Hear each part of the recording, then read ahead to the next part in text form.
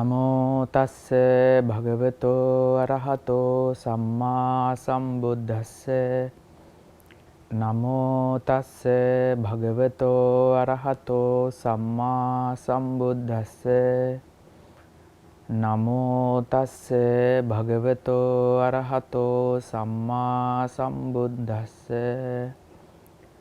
May my homage to the Blessed One, the extremely enlightened one, the awakened one. Sadhu, sadhu, sadhu.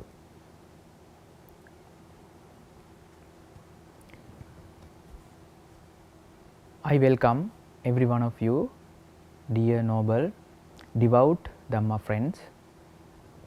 Today also we are going to discuss a very important and valuable sutra from the Anguttara Nikaya, 3rd chapter, the sutra named Andha Chakku Sutra. In this sutra, our great teacher, Supreme Buddha, very beautifully and elaborately categorize all the masses, all the human beings in the world are into 3 groups according to the eyesight. You know, as human beings or as any kind of beings, you know, having eyes, it's an essential thing. Without eyes, without the eyesight, without the vision, we cannot live in the world. So, in Buddhism also, it is necessary to understand about the value of the eye and seeing. When we talk about the eye in Buddhism, we talk about there are 5 kinds of eyes. The first type of eye, Buddha known as Mansa Chakku, that means our physical eye. All sentient beings have such kind of eye to see physical things. And the second type of eye is known as Dibba Chakku. Dibba mean, you know, supernormal, psychic power. When one develops higher level of samadhi, and beyond that samadhi, one can produce that kind of eye. Mostly beings who are in the higher worlds, you know, devas, brahmas, and ascetics who have produced panchabhinya, higher human mental states, they can have that kind of eye. So, with that they can observe things which are very far away from us, they can observe through that divine eye, that is called Dibba Chakku. And third type of eye is known as Panya Chakku. Panya Chakku mean the wisdom eye. One can develop the wisdom or the Panya. So, that is why as Buddhist we mainly talk about Vipassana. Vipassana mean we, you know, it's a part of a word, part of a noun which added to that name in order to differentiate, in order to enhance the meaning of the word. So, Vipassana mean seeing, Passati mean seeing things, and thereby Vipassana mean the meaning of the word is to see things clearly, without any hindrances, without any objects, without any delusion or illusion. The ability of seeing everything, seeing the reality, the way as it is known as Vipassana. So, under Panya Chakku, when one has the wisdom, it's a kind of eye, then they can see things clearly. So, they have the Panya Chakku. In Buddhism, we talk about that kind of eyes also. And beyond that, there are 2 more eyes, Buddha Chakku and Samanta Chakku. Those can be achieved only by our great teacher Supreme Buddha. Other beings cannot have that eyes unless they become the Supreme Buddhas. They cannot have that kind of eye. So, with those eyes, Buddha had the supernormal powers. He could observe the world, the beyond the world, and also so much far away things, universes, galaxies he can observe. That's why Buddha, in lots of sutras, Buddha has declared about how the worlds are being into existence and how they disappear, how they appear, how they exist. Likewise, there are so many Dhamma sermons Buddha is talking about those worlds, due to that Buddha Chakku and also the Samanta Chakku. And not only that, not the physical things, but spiritually the mental processes, like Rupa mean the physicality, and the Nama mean feelings, perceptions, and consciousness, mental concomitants. So, those are mental factors. Physically we cannot observe.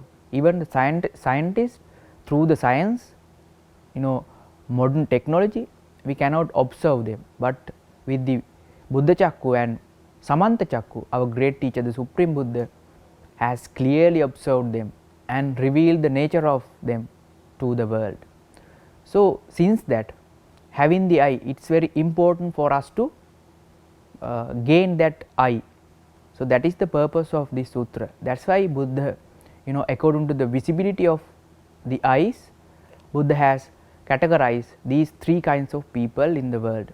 So, in the sutra, it begins like that. Buddha said, Tayo me bhikkhave puggala santo sangvijyamana lokasmin. Venerable monks, there are these three kinds of persons can be seen in this world. Katame tayo. What are three? Andho, ekachakku, dichakku. First one is andho, mean totally blinded one. Ekachakku mean persons who are having only one eye. Dichakku mean persons who are having both the eyes. So, those three kinds of people can be seen in this world. And Buddha goes further, Katamocha bhikkhave puggalo andho. Who is the monks who is having who has no eyes at all. Ida bhikkhave ekachassa puggalassa tatha rupang chakku nahoti yatha rupena chakkuna anadigatang va bhogang adigacchayya adigatang va bhogam phati kareyya. Buddha talking about there are some beings in the world. Physical side, if we take the physical side, physically they are not wealthy enough, they are not having wealthy life. Physically they are lacking behind of physical comforts. So, they do not know how to produce the physical wealth. They are not skilled in that aspect, and also they do not know how to the physical wealth already they are possessing. They do not know how to improve it, how to enhance them by investing, by putting, by following a good profession, by adopting good living skills. They do not know how to develop it. So, Buddha here known as the skill as the eye. So, suppose if a man when doing things in the physical world, if he is not skilled of doing day to day life activities, those person consider here as a blind one.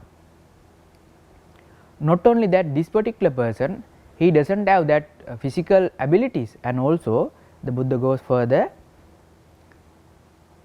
Tataha rupam pissa chakku nahoti. He does not have these kinds of eyes also. Yatha rupena chakkuna kusala kusala dhamme janeya. He don't know, he doesn't know how to recognize kusala kusala dhamma. Kusala mean wholesome deeds, wholesome aspect. Akusala mean unwholesome aspect. Here Buddha mean to say this kind of people, though they already don't have the ability of producing physical wealth, and also spiritually, also mentally and psychologically also they are not happy, and also they don't know how to enhance that happiness, because they don't know to differentiate between the wholesome side and the unwholesome side.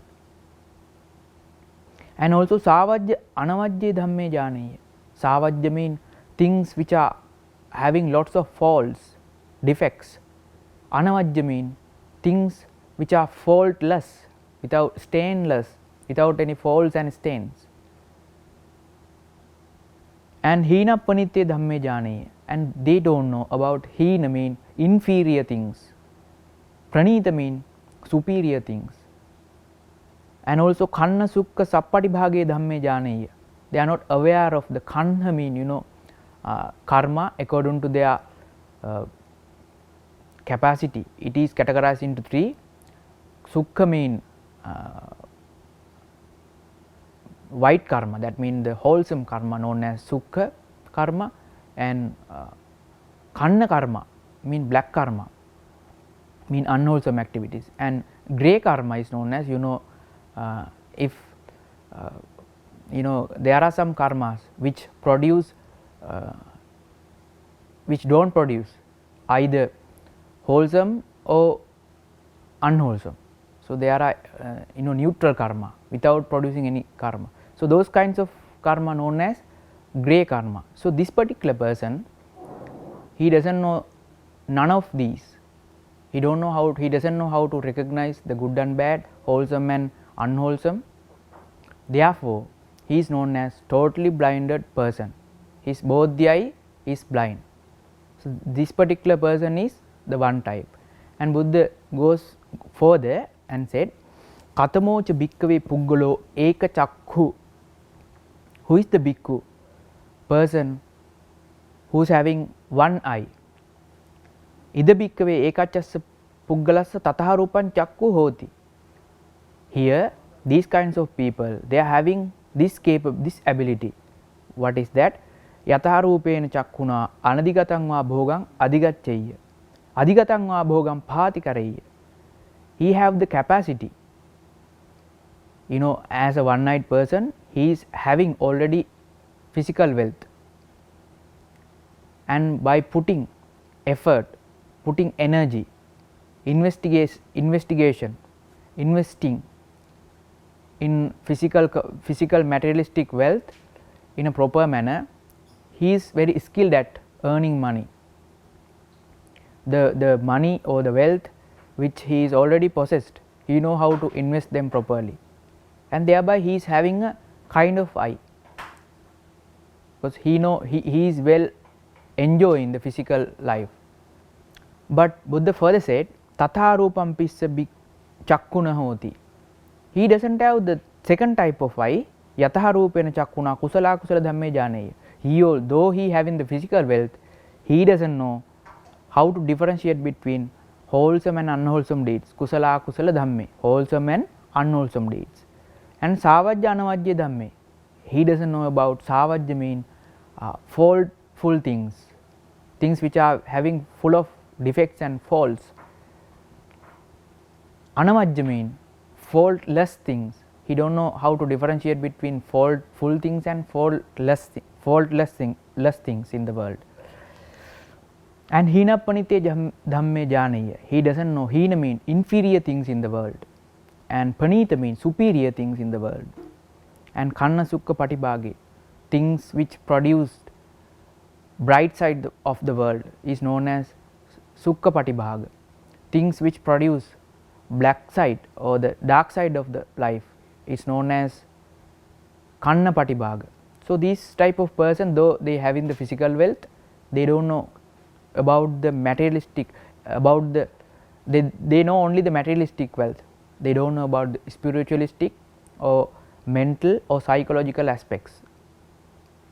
So Buddha said about this kind of person. This is the second type of person. He is having only one eye. That means he is having the ability to maintain a good physical life. Materialistically, he is wealthy enough and he is enjoying his life, but in mentally and spiritually he is lacking behind lots of knowledges, and thereby though he physically enjoys the life, he cannot enjoy the spiritual or the mentally, because he does not have these second type of eyes. So Buddha goes further and said, Katamocha bhikkave puggalo dvichakku. Who is the person by having both the eyes? Ida bhikkave ekachassa puggalassa tatha rupan chakku hoti. Here this kind of people, they have this kind of ability. Yataha rupena chakkuna anadigatang va bhogang adhigacchayya adhigatang va bhogang phati karayya. This kind of people here, physically also they are very clever and talent enough to earn physical materialistic gains, and the materialistic wealth that they already have, they know how to increase it, how to enhance it, how to develop it by putting the wealth by investing the wealth in a proper way. They know how to enhance the physical wealth. Therefore, they are enjoying the physical life. They have the physical enjoyment of the life. Tatha rupam pissa chakku hoti. They have these second type of eye also. What is that? Kusala kusala dhamme janaya. They know how to differentiate between kusal and akusal. Kusala mean skillful activities, skillful actions. Akusala mean unskillful actions. They are very aware.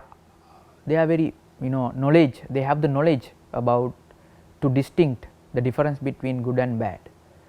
And savajjanavajji dhamme janaya. They are in the world some ethical and moral principles are there, and unethical and immoral principles are there. So they out of those two aspects, they know how to select ethical things out of non-ethical, and they know how to differentiate between immoral things and moral things. He goes for the moral side because he know how to find the mental happiness. To find a mental happiness, it is very important to have the vision of morality, ethical things. It's very important. So this kind of person, they are very capable from the both side.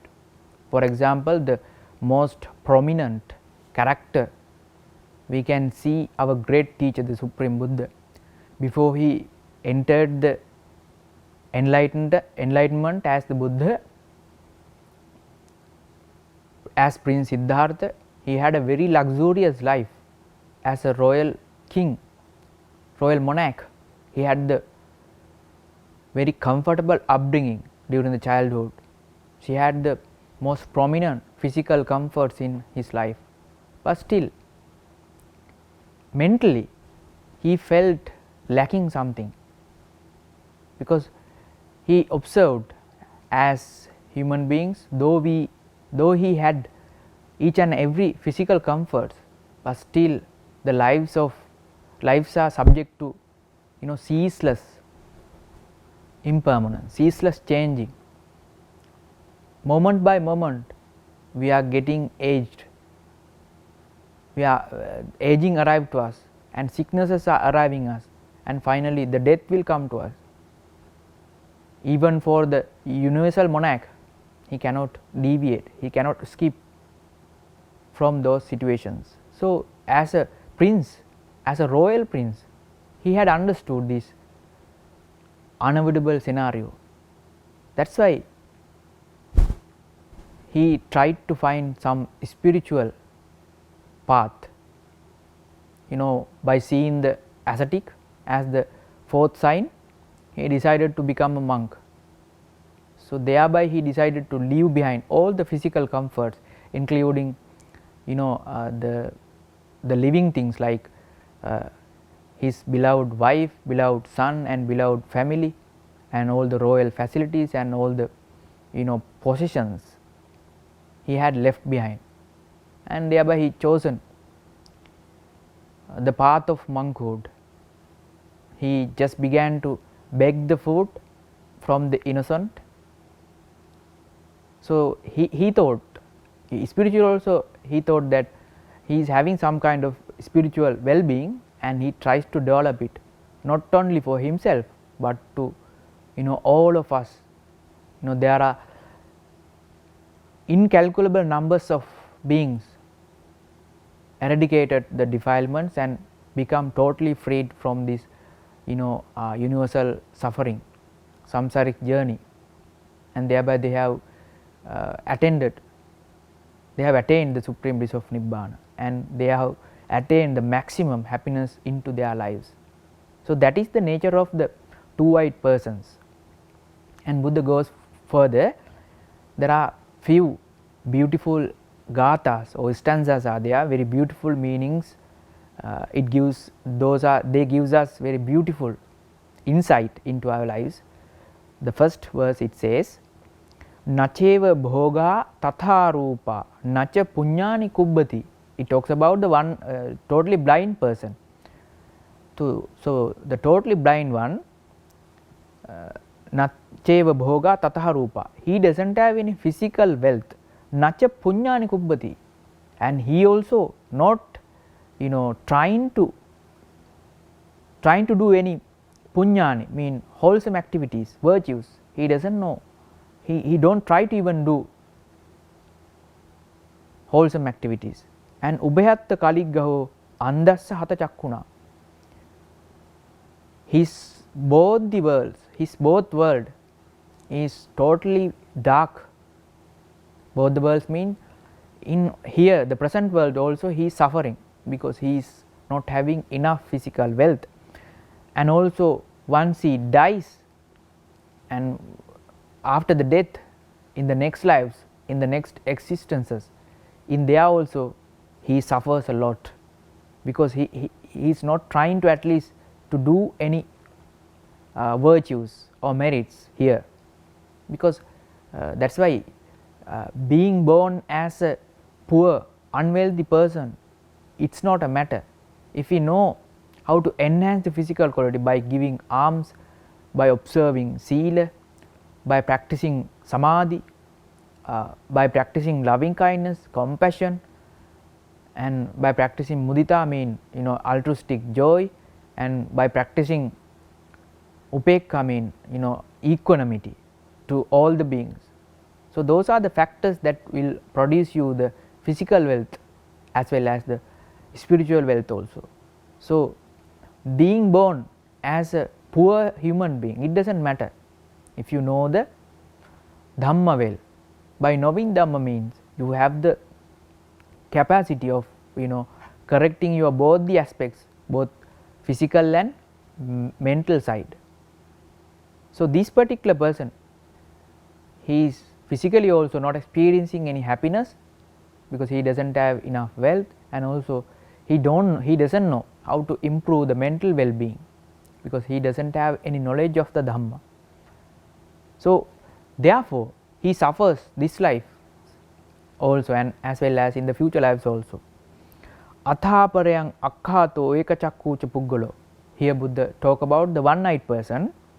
Dhamma dhammena sasato bhogani pariyesati. Not like the first one. The second one, he is very capable, he is very cunning, and he is very skillful at earning lots of money. Dhamma dhammena, he use methods which are which are accepted as justifiable and injustifiable. He earns money by using wholesome ways and also unwholesome ways. He doesn't care about the way of earning money. He only thinks about the money and the wealth. He don't care about the the wholesome and the unwholesome, the faultfulness or the faultlessness. He thinks about only the money. So this type of people also we can see in the world. They are having the physical wealth, but spiritually, mentally, they are not having a good heart. They are having a good body, but they doesn't have wholesome mind. So we can see lots of people are there in the world. So the nature of these kinds of people, dadati setta sankappo avyagga manaso naro upeti baddhakantahanang yatta gantva na sochati. So this first type of people, they are suffering, as I said, they suffer this world as well as in the future world. The second type of person, they are suffering only, this life they are having kind of a little enjoyment, physically they are wealthy enough, no, and in the future lives they have to suffer a lot. So Buddha further said, Teyyena kuta kammena musavadena vubhaya. They are earning money. Teyyena mean they to earn money, sometimes they steal, they do stealing, so they don't have any fear to steal. And kuta kammena, by fraudulent ways they earn money. And musavadena vubhayam, telling lies is not matter for him. I mean the second type person who is having only one eye, they think about the physical wealth, no, so they always going behind the physical well-being. They are kusalo hoti sanghatum, they are very skillful at earning physical wealth. Kama bhogi cha mano, kama bhogi mean they are having the sensual pleasures, sensually they are enjoying. Ito so niryangantva eka chakku vihanyati, but after this lives, after the death, in the future lives they have to suffer a lot, because they thought only about the physical wealth, they haven't thought about the mental well-being. Therefore, after lives they have to suffer.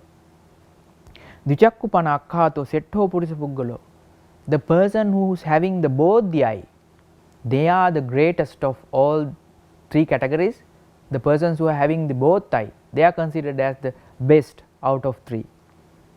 Dhamma laddehi bhogehi uttanadi gatang dhanam. Dhamma laddehi bhogehi, he also earning money, but in a justifiable way, according to the dharma principle, in ethical ways, and with morality he earns money. Dadati setta sankappo avyagamanaso naro, so he gives alms, he is practicing donation, he is practicing giving, and he is having setta sankappo, his mind is having wholesome concepts in his mind. Avyagga manaso naro, and he having a vyagga mean with full of faults and defects, but his mind is avyagga, mean he doesn't have any faults, it's a clean mind. Upeti baddha kantahanam yatta gantva na sochati, he earns the well-being, both the places, both in this lives as well as in the future lives. Yatta gantva na sochati, he doesn't worry in these lives as well as when he goes to the further lives, further existences, future existences, in there also he doesn't regret, he is enjoying his life. Andancha ekachakkuncha araka parivajjaya, especially the persons who are having only one eye and person who are having no eyes, araka parivajjaya, we have to keep away from being associated with them, it's a danger to us. Dvichakkum pana seveta settam purisa puggalo, finally Buddha asked, we should try to associate with two-eyed persons. Two-eyed persons mean those who thinks about physical wealth in an ethical and humane way, and also the mental wealth according to Dhamma. So those are known as in Buddhism Kalyana Mittas. So it's important to try to improve the association of the Kalyana Mittas and try to being away, try to give up the association of the Papa Mitta, mean unwholesome friends. So this is the important lessons that can be gained through this sutra. So in Buddhism, these three types of people are available in the world, Buddha said. So as Buddhist, it is very important for us to know Dhamma and to produce our Dhamma Chakku. That means this Dhamma is not only for the enlightenment, it gives us some insights in order to live a good physical wealth. Without having enough physical wealth, we cannot have a happy life in this life, within this life. And there are some ways and means Buddha taught in order to enhance our physical well-being. There are some 4 basic things. One is called Utthana Sampada. Utthana mean when we are living in the physical world, as laity, we have to be very hard, we have to be very determined while performing a job or kind of a thing. And Arakka Sampada, that means the things which we have earned through justifiable ways and means, we have to taken care of the wealth. That is called Arakka Sampada. And also Kalyana Mittata, we have to associate with noble friends, Kalyana Mitta. Also very important thing is to Samajivikata. We must know Samajivikata mean, according to our capacity. If we consider about the physical wealth, person to person, it's differ. And persons who are having less amount of physical wealth, they should be careful about the expenses of him. Without having less amount of money, if he expends more money, expend money unnecessarily, then he has to imbalance. His life will be imbalance, and therefore he has to suffer physically. So as Buddhist, that's why I said Buddha asked us to, as laity, we have to follow these 4 basic principles. Not only that, we have to think about the spiritual side also. That's why Buddha asked us to practice about Noble Eightfold Path. Under Noble Eightfold Path, right view is most essential thing. Right view is, in Pali it is known as Sammaditthi. Sammaditthi, there are 2 ways of Sammaditthi. It's kind of 2 folds. One is called Laukika Sammaditthi, that means Laukika mean worldly, right view mean conventionally, right discernment, right view. And the second type is known as Lokottara Sammaditthi. Lokottara mean it's a beyond world. Sammaditthi mean right view. So to have the second type of Lokottara or the beyond world right view, first hand you must have the conventional right view. So those who have understood the ultimate right view or the Lokottara Sammaditthi, they are known as Aryas or the Sekas. That means they are already achieved some level of the enlightenment, but still they have to go some distance in the path. Ultimately they are definitely, they will attain the supreme bliss of Nibbana one day. So to have that kind of fortune, it is important for you to have the basics, like those qualities, those abilities are known in the Buddhism. Utturu minis Dham. Utturu mean higher, minis mean human, Dham mean qualities. Those are known as higher human qualities. So just think, beforehand, if you want to get the higher human qualities, it is very important to have the human qualities. That's why Buddha under conventional right view, there are 10 factors we should practice. Atti Dinnang, the first one is Atti Dinnang. As the first step, we must practice giving. That's why in Sri Lanka, mostly Buddhist, they like to donate things. They are during the Vesak month and most of the poor days, people are practicing giving. They are conducting ceremonies, those are known as Dhansal. That means they are freely producing, freely donating, freely giving, so many things, food, clothes, food and drinks, lots of things they are offering, they are donating. because they are practicing atti dinnam. They know, it's a good kind of a, it's a right thing, it's a ethical thing to do. It will increase their human qualities. So that's why giving is a essential part. And the second step, it says atti yittang. That means if you give more things, you will receive more. Though Buddha said, there are three karmas we can perform through mentally, through verbally, and through physically. Out of three, the most powerful faculty is the mind.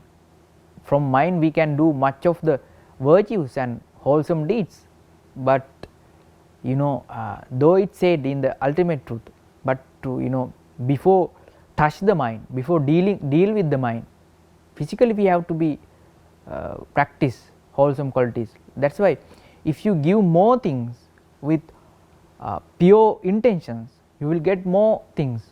If you give less things with pure intention, you will get the less things, you will receive less things in return back. That's why these differences are available in the human world. If we take a village, in that village there are some good hearted human beings available, but they are having not much wealth. There are some human beings available, they are having the good heart and mind, and also they are very wealthy enough. That is because they in previous lives they have given lots of things. So in present lives they are getting lots of things. That's why it is important to understand the value of giving, and also when you give more things, you will receive more things. And the third type, atti hutang. Atti hutang means to become a good human being, it is very important to identify the high quality people in the world. Like that means, suppose your parents, your elders, your teachers, and your elder brothers and sisters, they are they are superior than us, they are higher than us, at least by the age. So we have to respect them. And the people who are finding the spiritualistic way, they don't disturb to anyone. So it's important factor to respect them. That's why as laity they worship the monks, thereby they are giving the respect. In the normal world also there is a saying, give respect and take respect. If one needs to have the respect, he has to respect. So this is the part of the becoming a good human being. It's a part of the conventional truth. And the fourth step is known as atti sukata dukkatanam kammanam palang vipako. That means we must have the knowledge, when we perform wholesome karma, we will receive wholesome vipakas, or the wholesome consequences. And if we perform bad karma, unwholesome karma, accordingly we will get the unwholesome vipaka or the bad consequences. So that's kind of a knowledge. That's the fourth step. And also atti mata atti pita. That means as Buddhist, it's important to taken care of our parents, both the mother and the father. It's very important. There are greater sins, those are known as pancha anantariya papa karma. The greater unwholesome deeds, there are 5. So out of those 5 sins, 2 is about parents. If one kills he or her own mother and father, that will be a great sin. In the second life, in the next lives, he will be directly be born in the lowest hell in the world. So that kind of a effect we having from our parents. So that's why it's very important taken care of the mother and the parent. And when you look after your parents in a good manner, you will receive much merits, much virtues into our lives. There are some people we can see in the world, they are kindly and very respectfully they are taken care of their parents. Due to that higher level of virtues, it will make their lives happy, because it produces much merits and virtues. So that's why by taking care of your parents, you will automatically you will become a good human being. That is also comes under the conventional truth. And atti ayang loko, atti paro loko, that means as human beings, as Buddhists, it's important to know about this world, as well as there are some other worlds which we cannot see through our physical life. Scientifically also it is proven that there are some worlds are there in the most distant galaxies. They have found new stars like our sun, and those stars, around those stars there are more planets, some are equal to the earth. So definitely there should be beings on those planets, that we cannot deny those claims. So similarly, and if we have learned about in scientific ways, there are some findings, there are some worlds, there are some beings live within us. We cannot observe because our spectrum of eyesight is limited. So beyond that limitations, there can be some beings even here right now within us, but through our physical life we cannot observe. So there are some parallel worlds are there, we cannot see. That's why the Buddha said atti ayang loko, atti paro loko. There are some we should know about this world, as well as there are some other worlds also. That's why people who perform wholesome activities in these lives, they will be born in the wholesome worlds, and people who are practicing unwholesome practices, they will be born in the worlds like hells. So that's why we need to understand the nature of the other worlds also. And the next factor is known about Upapatika, Attisatta Upapatika. That means there are some beings in normal, as a human being, when you are born to this world, it's our normal scenario, normal tendency to we have to spend at least 10 months in the womb of the mother, and then we have to be born. And there are some beings they born to this world, they have to inside the eggshell for a quite number of time, and they have to be born again. But in Buddhism it says Upapatika, there are some beings, they are appeared to this world spontaneously. Those who perform good deeds in this life, if he happen to be born in the celestial worlds, they will born to those worlds spontaneously. They don't have to wait inside the mother's womb or any kind of egg like that. They don't want to wait there like that. They are then and there suddenly, once they finish this life, all of a sudden they will be born into those worlds. And those who perform unwholesome deeds or the bad karmas, they will be born in the hells. The hell beings also having the birth like that, spontaneously they will be born like that.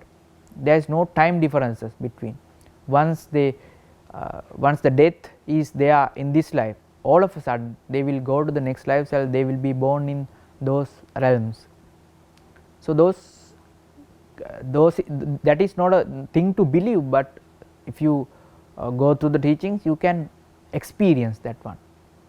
And also finally, from time to time, the superhuman beings like the supreme teacher Buddha appear to this world, and they have found, they are finding the ultimate truth of the world and reveal to the masses for the ending of all the sufferings.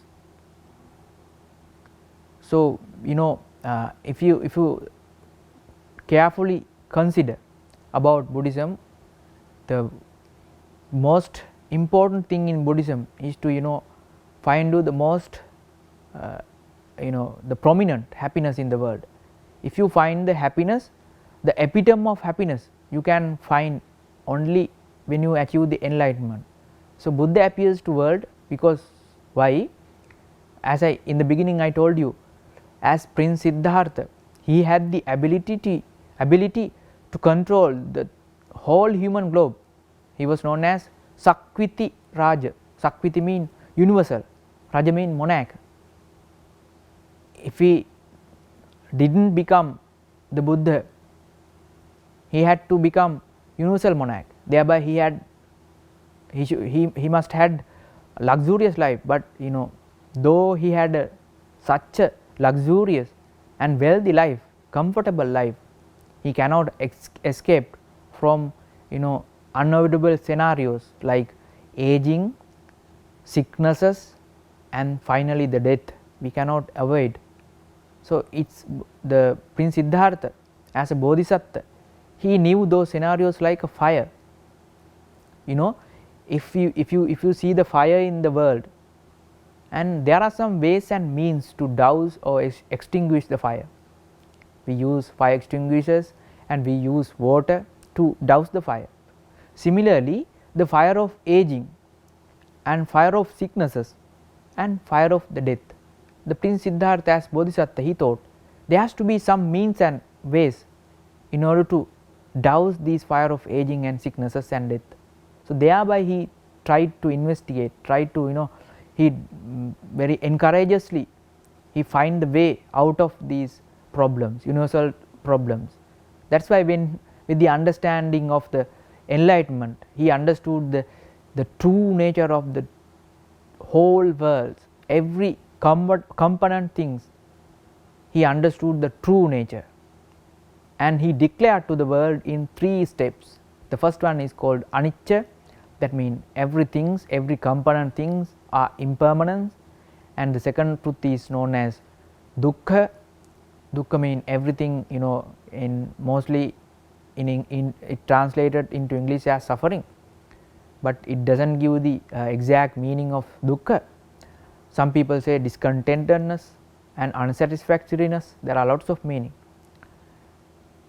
but the mainly we should understand the dukkha, and also the finally, because things are impermanent and dukkha, so thereby everything are anatta. Anatta mean since every component things including myself, my inside body, my inside mind, and all things which are external to me, all those internal and external factors having the nature of impermanence and also the nature of dukkha, and thereby they are anatta mean. So,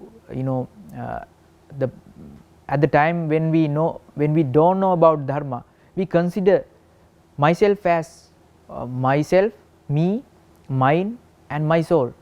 But when one can understand these Dhamma, we could see that clearly, we can experience that there is nothing called me, mine, or as my soul, because everything is impermanent and suffering, or the dukkha, and non-self. There can be nothing taken as mine or as my soul. If you go little bit deeper, you carefully think about your body, and at this moment, by seeing, by touching our body, we can feel that no, this is mine, this is my body. But just imagine, after some time, after 10 to 20 years, most probably after 80 to 100 years, this body will not belongs to us, this belongs to the earth. Then how it happens? At a time this body belongs to us, after 80 to 100 years, this body won't belongs to us.